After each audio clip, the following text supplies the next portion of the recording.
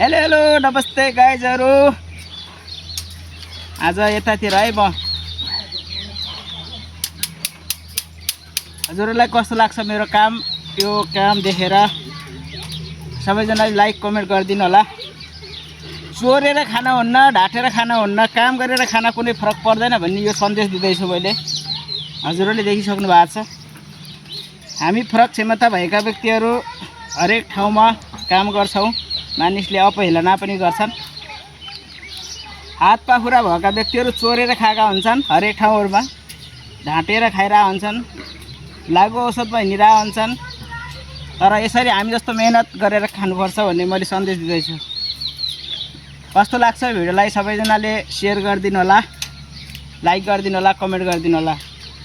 सबैलाई नमस्कार। म सुचेत बहादुर केसी। मेरो घर दाङ जिल्ला शान्तिनगर गाउँपालिका वार्ड नम्बर 5 रगैचा। सबैजनालाई एकदमै बिग रेस्पेक्ट गर्न चाहन्छु।